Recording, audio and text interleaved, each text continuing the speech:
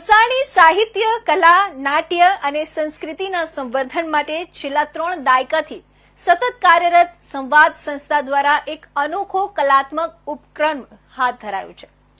વલસાડના શાંતિવન રિસોર્ટ ખાતે ગાંધીનગરની પ્રસિદ્ધ રામસખા ગ્રુપ દ્વારા પ્રાચીન લોક સંગીત અને ભક્તિ સંગીતનો રસાળ કાર્યક્રમ યોજાયો.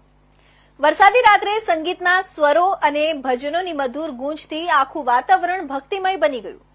રામસખા ગ્રુપના ગાયકો દેવાંશી ચૌહાણ અને કંદપભાઈએ કાર્યક્રમનો શુભારંભ પરંપરાગત ભજન સમરીય સ્વામી તમને સુંઢાણાથી કર્યો હતો. ત્યારબાદ પ્રભાતિયા, ઉર્મી ગીતો, મીઠાના પદો, નરસિંહ મહેતાના ભજન, મોચીઓના વિરહ ગીતો તેમજ લોકગીતોની સુવાસ શ્રોતાઓ સુધી પહોંચાડવામાં આવી. શ્રોતાઓએ તાળીઓના ગડગડાટ સાથે કલાકારોને બિરદાવ્યા.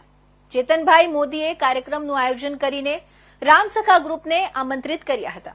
તેમણે કહ્યું કે આજના યુગમાં પ્રાચીન લોકગીતો અને ભક્તિ ગીતોની પરંપરા ધીરે ધીરે લુપ્ત થતી જાય છે, પરંતુ રામસખા જેવા કલાકારો આ વારસાને જીવંત રાખવા અવિરત પ્રયત્નશીલ છે.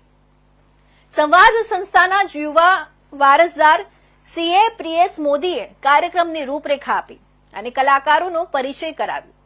અલ્પાબેન મોદીએ કલાકારોના પ્રયત્નોને બિરદાવતા લોક સંગીતને જીવંત રાખવાની જરૂરિયાત પર ભાર મૂક્યો. શાંતિવન રિસોર્ટના કલાપ્રેમી માલિક તુષારભાઈ દેસાઈએ સ્થળ તથા સુવિધાઓ માટે સહયોગ આપ્યો. કાર્યક્રમમાં નિવૃત્ત પ્રિન્સિપાલ જજ એમ દવે, કુરેશી સાહબ, ડોક્ટર મુનીભાઈ પટેલ, વલ્લભ આશ્રમના મેનેજિંગ ટ્રસ્ટી દિનેશભાઈ સાકવિયા તેમજ મોટી સંખ્યામાં વલસાડના સાહિત્ય પ્રેમી, આર્કિટેક્ટ, ચાર્ટર્ડ એકાઉન્ટન્ટ્સ અને સંગીત રસિકોએ ઉપસ્થિતિ નોંધાવી.